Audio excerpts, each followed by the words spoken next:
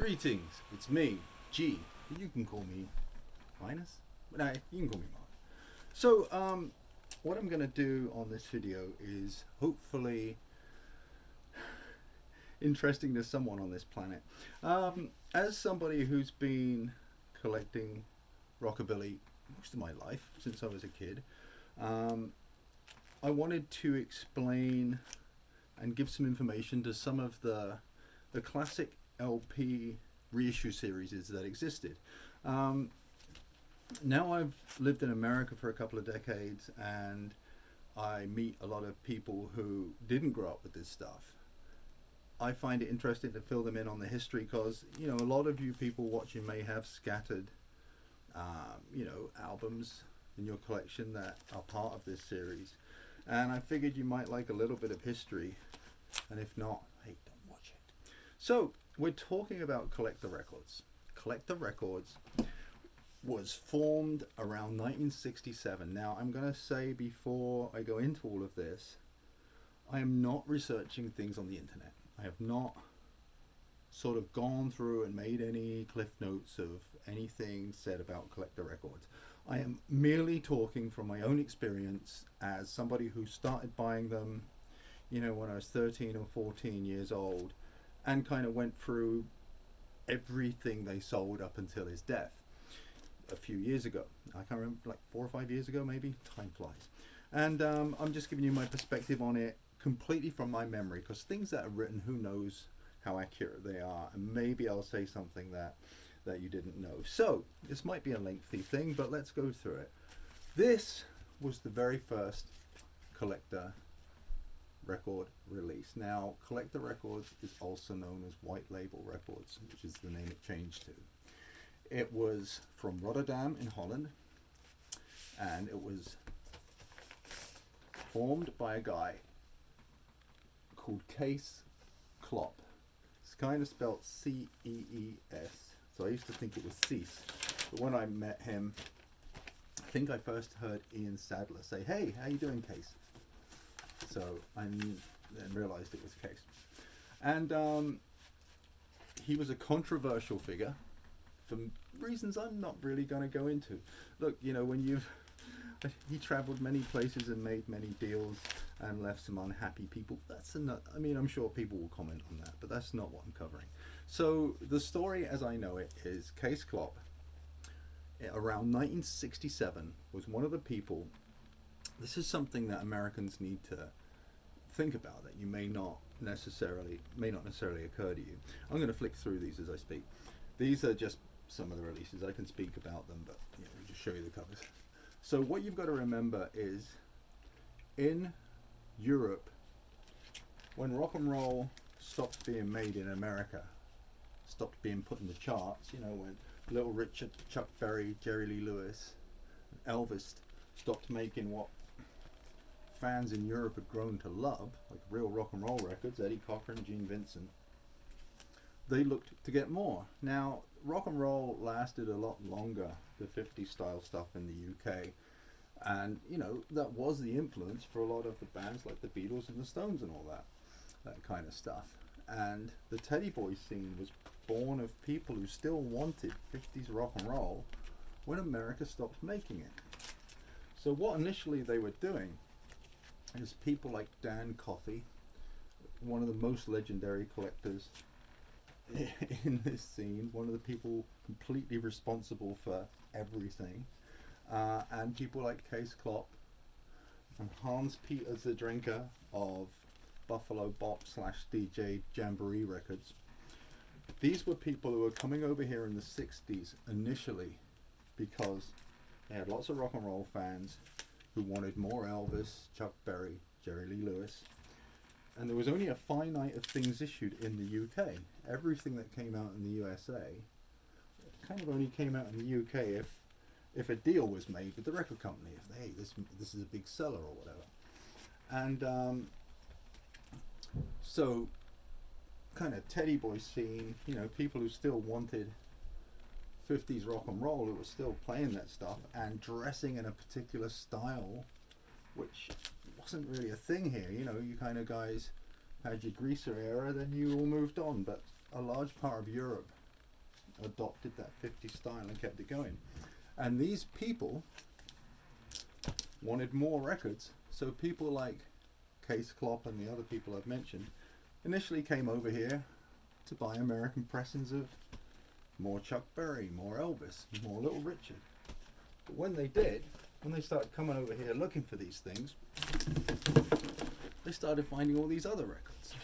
You know, they'd be going through bargain bins of records in the 60s and, okay, here's our Chucks, here's our whatevers. But what is this record? I mean, it's called School of Rock and Roll by Gene Summers and the Rebels. I mean, this is, well, you know, I got to take this. And that was what was happening. These guys initially were just looking for hits and went, wow, hold on, this other unknown stuff is pretty great. And they would take they started taking these things back to Europe and selling them to collectors. And people like Dan Coffey, who I mentioned before, was a DJ in the 60s, and they would spin these things and people would go crazy. Well, where could they get these records? It was impossible. I mean, you've got to remember, this is way before the internet. This was people going to small towns and maybe finding a super rare rockabilly single, taking it back to Europe, DJs playing it, all of a sudden 500 people are looking for it. You're not going to find it. And that was how this kind of album was born. Absolutely a bootleg, 100%. I think in some of the cases in these, as it got later on, there was deals made where royalties were paid, but there was many deals made that were controversial.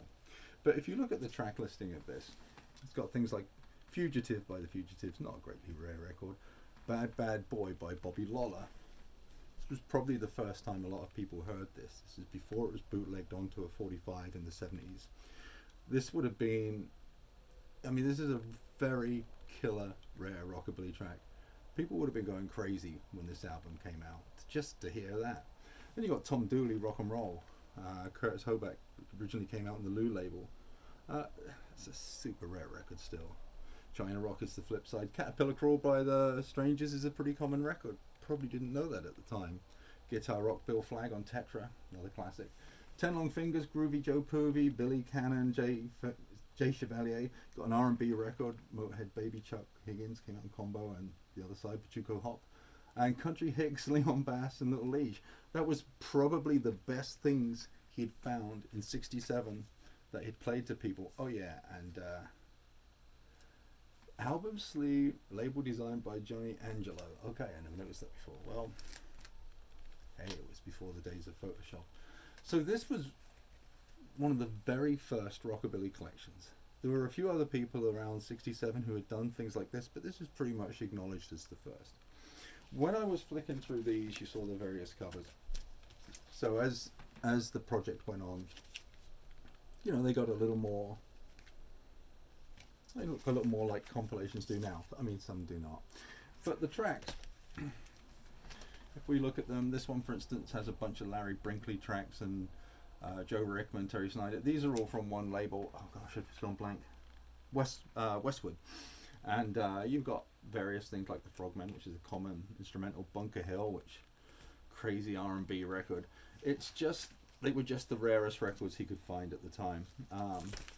This record bought us Lee Mitchell, Rooty Tooty Baby, and Who's That Big Man? One of my biggest wants ever. Probably a $2,000 or $3,000 record. I've never even held an original, let alone owned one. But there was something very intriguing and DIY looking about the sleeves of it as well. This was, I think, at the time, I mean, this was my favorite album cover because you could look at what the records sound, you know, you could see the label shots, and I think that caught my imagination more than anything. That is the bootleg that never existed on original. That was the Lee Johansson bootleg, by the way. And some of the covers were pretty awful, and some of the titles were fairly bland. The Lonesome Drifter one, I mean, amazing. I mean, there's a bunch of unissued things on here that he got straight from him, so stuff like that. And again, this would be another one of my favorites. I mean, it's so DIY looking, it's so literally cut and paste, you know, Xerox them, stick them on a sheet, go and get some of those, what do you call them? They used to be transfer things. You could just kind of, you know, put them on and rub them and they would come off. It's probably one of those. But I love that crudeness of it all, you know. So that covers the collector albums. And I'm trying to think how long they ran for. And I'm not going to try and cover all of the white label stuff in one hit, but I will tell you that at some point he decided to change the label name to White Label, a Collector Records release. This is the first one, and there was over 200 releases. Now I will discuss some of them. So I shall discuss these records at length. Firstly, track one. Why am I'm sounding like Bill Smoker.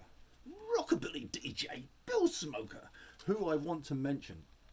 This is a very important thing. I am just doing the audio of this. But Bill Smoker, if you listen to Rockabilly DJ, I don't know who did the very first podcast playing original Rockabilly records and stuff like that, but I know that mine was at least 18 years ago, nearly 19 years ago, I think. Bill will probably say, no, it was 16 years ago, because he has a working brain.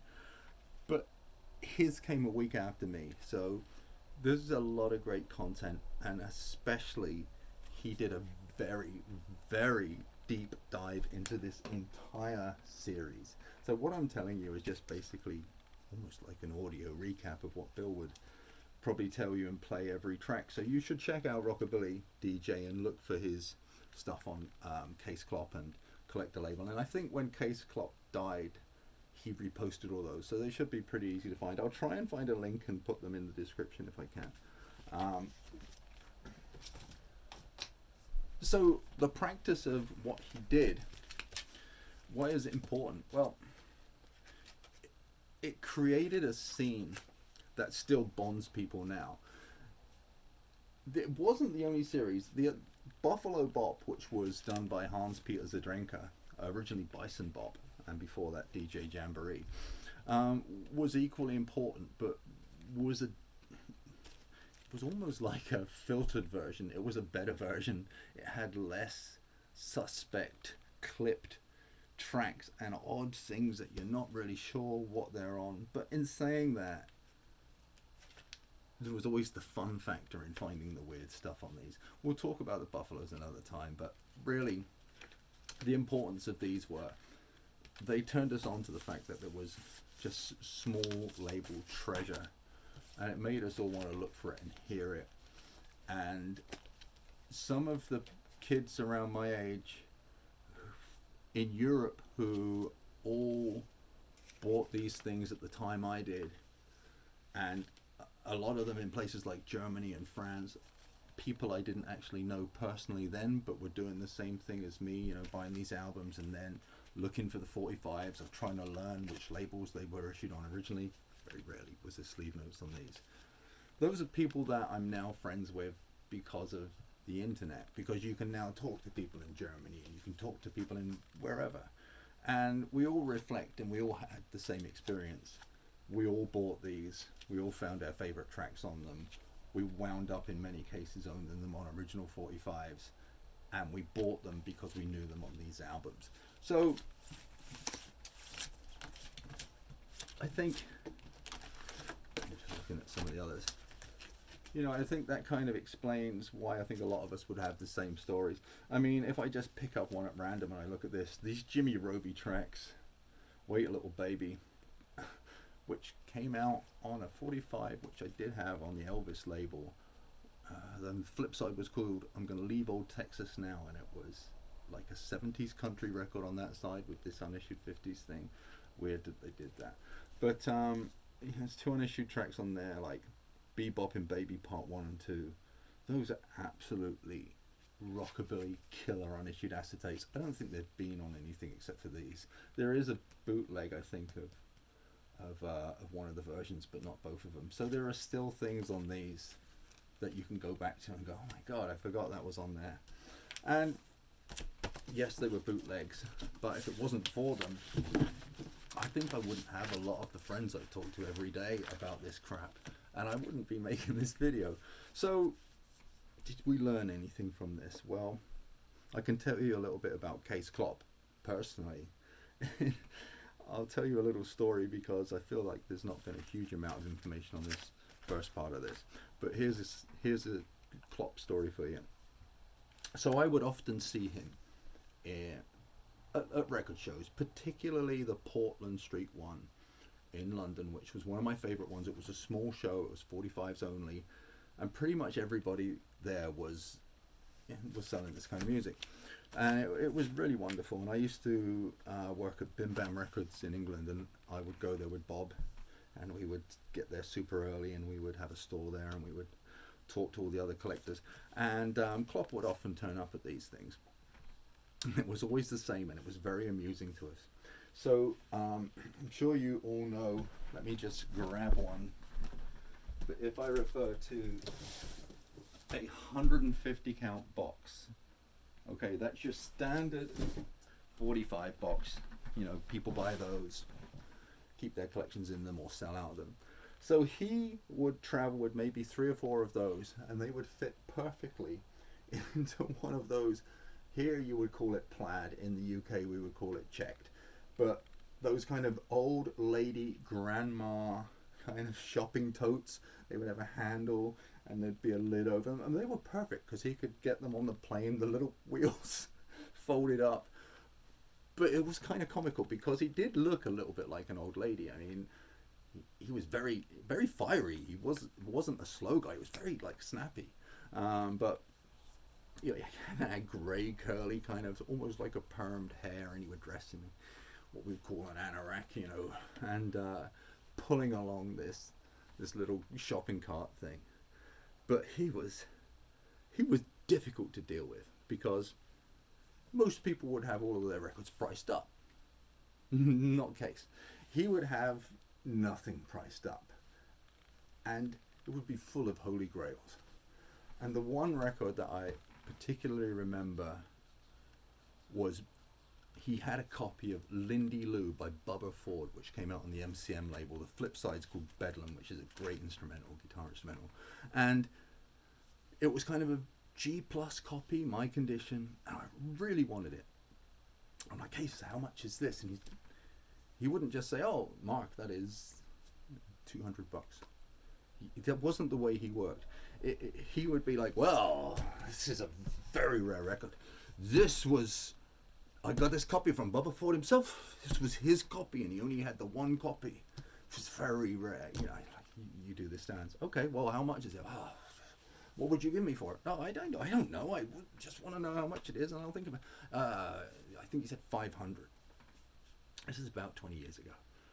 I was like, and I remember I'd save up my money for this show. I think I had 500 with me. I remember he wanted exactly how much I had for the entire show, and there's no way I was like turning up at a show and all my money's gone. I'm like, no, thank you. I'm like, I need, you know, that would be all my money. Oh, no problem. You just take it. You give me 100 now. You just owe me the 400. I'm like, no, it's okay. It's okay. No, I'm going to leave it.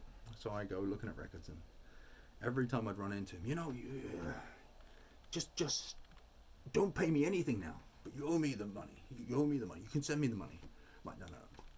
And like an hour later, you know, I'll do it for 350.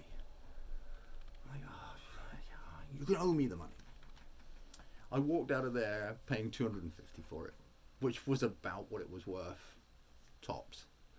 But it took all day long to get it off him. I still have it. I'll go get it. It's not very far. If I could turn the camera around, if I didn't have it balanced on, maybe you should talk among yourselves. You know, this would be a good time to. If I knew where the pause button was, I would have paused it. You know, and it's okay. All right. Did you enjoy that? Not very professional. But that was the record I bought from Mr. Klop. Instrumental Bedlam. And boy, was it hard. Anyway, he passed away, and everyone said the same thing. not a very trustworthy individual, but very thankful for everything he left behind, which, I mean, there's over 200 albums just of the white labels. There's probably 30 collectors. There was a couple of hundred CDs, all with 200 tracks each. A bunch of bootleg 45s. So, yeah, if you want me to cover these, I can tell you, you know, what what they mean to me kind of thing, or split up the relevant ones, and I can tell you the ones that suck as well, because there are some. Or we can never talk about this stuff again, and I'll just tell you more boring, ridiculous stories. All right, I'm out of here.